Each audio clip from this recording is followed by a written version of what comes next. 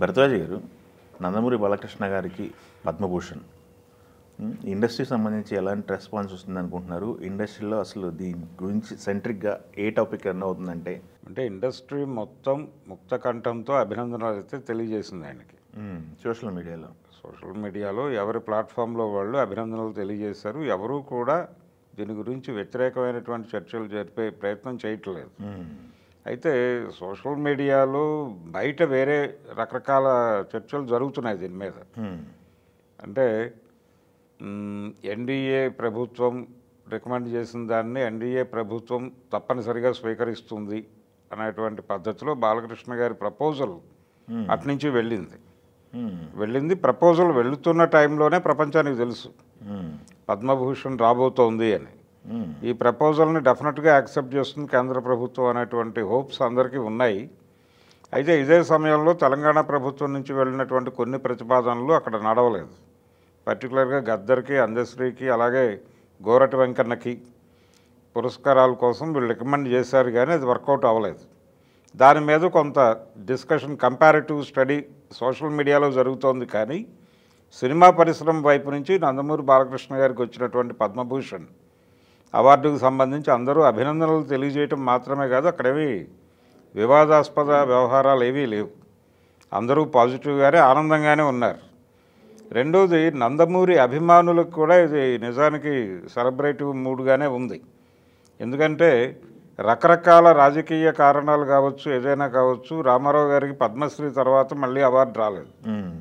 కేంద్ర పురస్కారాలకు దూరంగానే ఉండిపోయాడు ఆయన. దానికి రకరకాల కారణాలు చెప్తారు, అది వేరు. ఆ డిస్కషన్ మనం విడిగా చేద్దాం. అయితే ఈ గ్యాప్లో బాలకృష్ణ గారికి ఈ పురస్కారం రావటం, రామారావు గారికి ఆ వాక్యూమ్ ఉన్న టైంలోనే అక్కినేని నాగేశ్వరరావు గారికి దాదాపుగా అన్ని పురస్కారాలు దక్కినాయి. అలాగే కృష్ణ గారిని కన్సిడరేషన్లోకి తీసుకున్నారు. ఇవన్నీ కూడా నందమూరి అభిమానుల్ని కొంచెం అడపాదడపా ఇబ్బంది పెట్టినటువంటి సందర్భాలు ఉన్నాయి. ఇప్పుడు ఆ గ్యాప్ అంతా పూడిపోయి వాళ్ళు సెలబ్రేట్ చేసుకుంటున్నారు దీన్ని, ఈ పద్మభూషణ్ పురస్కారాన్ని.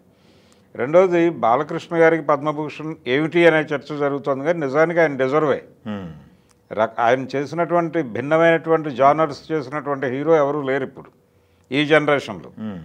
అంటే ఎన్టీఆర్, ఏఎన్ఆర్ జనరేషన్ పక్కన పెట్టేస్తే, ఆ జమానాన్ని పక్కన పెట్టి దాని తర్వాత వచ్చిన జనరేషన్లో ఇన్ని జానర్స్లో ఇన్ని భిన్నమైనటువంటి పాత్రలు చేసినటువంటి నటుడు ఇంకెవరూ కనిపించరు. అంటే దాదాపుగా చిరంజీవి, బాలకృష్ణ ఒకే టైంలో వచ్చారు. కొంచెం ఒక అడుగు ముందు వచ్చాడు ఆయన హీరోగా. ఇవన్నీ ఈ గ్యాప్లో చూసినప్పటికీ చిరంజీవి కూడా కొంత తటపటాయించినటువంటి క్యారెక్టర్లు ఈయన చేసుకుంటూ వెళ్ళిపోయాడు. అంటే ఆ క్యారెక్టర్ చెయ్యాలి ఒక నటుడిగా అనుకున్నాడు తప్ప దీని రెస్పాన్స్ ఎలా ఉంటుంది, జనం చూస్తారా చూడరా, ఈ రకమైనటువంటి ఆలోచనలు ఎప్పుడూ పెట్టుకోలేదు. తను ప్రధానంగా డైరెక్టర్స్ ఆర్టిస్ట్గానే నడక మొదలైంది. అంటే వారి తండ్రి గారి శిక్షణలో నేర్చుకున్నటువంటి విషయం అది. ఆయన కూడా డైరెక్టర్స్ నటుడుగానే ఉండేవాడు. డైరెక్టర్ ఏది చెబితే అది చేయటం పట్ల మాత్రమే మనం బాధ్యతగా ఉండాలి తప్ప మిగిలిన విషయాలతో మనకు సంబంధం లేదు అన్నట్టుగానే ఉండేవాడు ఆయన. అదే ధోరణి బాలకృష్ణ గారికి. అందుకనే ఆయన భైరవ ద్వీపం లాంటి ఇది చేశాడు, జానపదం చేశాడు, అలాగే పౌరాణికం చేశాడు, అన్ని జానర్స్లోనూ నటించాడు, అలాగే అన్ని తరహా పాత్రలు చేశాడు. విలన్ షేడ్స్ ఉన్నటువంటి క్యారెక్టర్లు కూడా చేశాడు సుల్తాన్ లాంటి సినిమాల్లో. ఇది ఇబ్బంది పెడుతుంది అని అనుకోలేదు దేన్ని. అలాగే భైరవ ద్వీపంలో ఆయన చేసినటువంటి ఒక రకమైనటువంటి ఒక కురూపి పాత్ర ఉంది దానిలో. దాన్ని కూడా ఎటువంటి ఇబ్బంది లేకుండా చేశాడు. తర్వాత సంగీతం శ్రీనివాసరావు లాంటి ఒక క్రియేటివ్ జీనియస్కి తనకి యాప్ట్ అయినటువంటి హీరో బాలకృష్ణ అని ఆయనే ఫీల్ అయ్యే పరిస్థితి తీసుకురాగలిగాడు. ఆదిత్యతో కావచ్చు, భైరవ ద్వీపం కావచ్చు, కృష్ణార్జున విజయం కావచ్చు, ఇలా నడిచింది వాళ్ళ ప్రయాణం. అంటే ప్రధానంగా కారణం ఏంటంటే ఈయన దేనిలోనూ ఇన్వాల్వ్ అవ్వడు.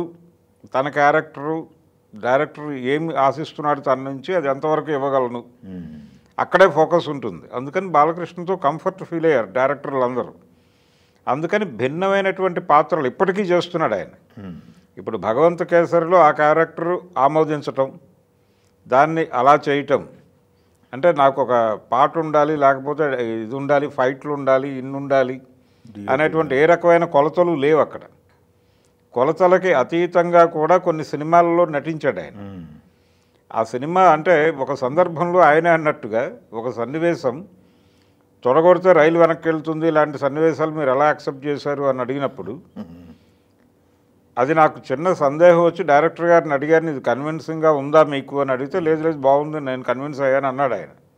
ఆయన ఆ మాట అన్న తర్వాత కాదని నేను అలా చెప్తాను, అందుకని చేశాను. అది ఎలా ఏమైంది అనే ఫలితం కూడా వాళ్ళకు సంబంధించిన వ్యవహారం, నాకు సంబంధించి కాదు అన్నాడు ఆయన. అంత క్లారిటీ ఉన్నటువంటి హీరో.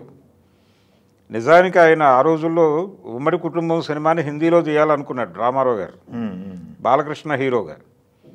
అది గనక జరిగుంటే ఆ ప్రాజెక్ట్ ఆయన అటువైపు కూడా తన ప్రభావాన్ని చూపించేవాడు. రెండోది బాలకృష్ణలో ఉన్న అడ్వాంటేజ్ ఏంటంటే తను హిందీ డైలాగులు కూడా తనే చెప్పుకోగలడు. అదొక అడ్వాంటేజ్ ఉంది ఆయనకి. ఆయన్ని ప్రాపర్గా పాన్ ఇండియా లెవెల్లో ఉపయోగించుకోకపోవటం వీళ్ళ లోపం తప్ప నటుడిగా ఆయన ఫెయిల్ అయిన సందర్భాలు తక్కువే. తను తన పరిధి మేరకు ఆ క్యారెక్టర్కి ఎంత చేయాలో అంత చేస్తూ వచ్చాడు. కాబట్టి నటుడిగా ఆయనకి పద్మభూషణ్ ఇంతకు ముందు ఇచ్చినటువంటి నటులతో పోలికలు తీసుకురావటం ఇది కూడా డిస్కసివ్ ఐటెం కాదు. బాలకృష్ణ కంట్రిబ్యూషన్ ఉంది కళారంగానికి ఖచ్చితంగా. ఆయనకి అంటే ఆల్రెడీ చిరంజీవి గారికి పద్మవిభూషణ్ కూడా వచ్చేసింది కాబట్టి ఇతనికి పద్మభూషణ్ ఇవ్వటం పట్ల ఎవరికీ ఆక్షేపణలు ఉండాల్సినటువంటి అవసరం లేదు. రెండోది ఇప్పుడు మొత్తం కూడా ఒక రకమైనటువంటి ఒక ఐక్యకంఠంతో నడుస్తోంది సినిమా పరిశ్రమ. ఎక్కడ గతంలో ఉన్నాయి అంటే ఒక 5-6 ఏళ్ల క్రితం కూడా కొన్ని గోడలు కనిపించినాయి, కొన్ని చీలికలు కనిపించినాయి, కానీ ఈ మధ్యకాలంలో అటువంటివి ఏవి కనిపించడం లేదు. అందరూ కలిసి వెళ్తున్నారు. మా ఎలక్షన్ కూడా ఎలక్షన్ వద్దులే వాళ్ళనే కంటిన్యూ చేసేద్దాం అన్న పద్ధతిలో వెళ్ళారు. కాబట్టి ఒక ఐక్యంగా వెళ్ళాలి అనేటువంటి వాతావరణం కనిపిస్తున్నటువంటి టైంలో ఇప్పుడు దీని మీద ఏదో కాంట్రవర్సీ ఇండస్ట్రీ నుంచి నెగిటివ్ అభిప్రాయంతో ఉండాలి అని ఎవరూ అనుకోవడం లేదు ఇంటెన్షనల్గాను. ఆ పరిస్థితి కూడా లేదు. రెండోది బాలకృష్ణకి ఆయన పూర్తి స్థాయిలో అర్హుడు దీనికి, ఆ పురస్కారానికి. ఆ అర్హత ఉంది కాబట్టి ఆయనకి వచ్చింది. రామారావు గారికి రాలేదు, బాలకృష్ణకి రావటం వెనకాల ఏ కారణాలు ఉన్నాయో రామారావు గారికి రాకపోవడానికి అవే కారణాలని చెప్తున్నారు కొంతమంది. అంటే కేంద్ర ప్రభుత్వంతో ఆయనకు కాన్ఫ్లిక్ట్ ఉంది. కాన్ఫ్లిక్ట్ అంటే ఆయన పొలిటికల్ లైన్ కొంత ఇబ్బంది పెట్టింది జాతీయ రాజకీయాలని. ఆయన ఫెడరల్ ఫ్రంట్ ఏర్పాటు చేయాలి అనుకున్నాడు. ఆ ఫెడరల్ ఫ్రంట్ అనేది జాతీయ రాజకీయాల మీద విపరీతమైన ప్రభావాన్ని చూపించింది. ప్రాంతీయ పార్టీల కూటమిని కేంద్రంలో అధికారంలో తీసుకురావాలనే ప్రోగ్రాం తీసుకున్నాడు ఆయన. అందుకని కాంగ్రెస్ పార్టీకి ఆయన పట్ల తీవ్రమైన వ్యతిరేకత ఉండటంతో ఈయన్ని పూర్తిగా అంటే సినిమాల్లో ఉండగా కూడా ఇదే మాట్లాడేవాడు ఆయన. ఆయన తీసిన సినిమాల్లో కూడా ఈ ధోరణి కనిపిస్తుంది. కేంద్ర పథకాల మీద విమర్శిస్తూ సినిమాలు తీయటం చేశాడు ఆయన. అందుకని కొంత దూరంగా ఉన్నాడు ఆయన అవార్డులకి. అది అందరికీ తెలిసిన విషయమే. సో ఇప్పుడు సారూప్యత ఉంది అంటే ఈయన ఎమ్మెల్యేగా ఉన్నటువంటి పార్టీ అధికారంలో ఉండటం, అలాగే ఇదే కూటమి కేంద్రంలో అధికారంలో ఉండటం అనేది ఒక సానుకూల వాతావరణంగా కనిపిస్తోంది. కానీ కేవలం సానుకూల వాతావరణం మాత్రమే కాదు, ఈయనకి అర్హత కూడా ఉంది. ఓకే, ఒక అర్హుడికి అర్హమైనటువంటి పురస్కారం దక్కింది, అంతవరకే మాట్లాడుకోవాలి. ఓకే, మిగిలిన చర్చల్లోకి వెళ్ళటం అనవసరం. ఓకే. అందుకని బాలకృష్ణ డిజర్వే. తనకి ఈ పురస్కారం రావడం పట్ల ఇండస్ట్రీలో కూడా ఎవరికి భిన్నాభిప్రాయాలు లేకపోవడానికి కారణం కూడా అదే.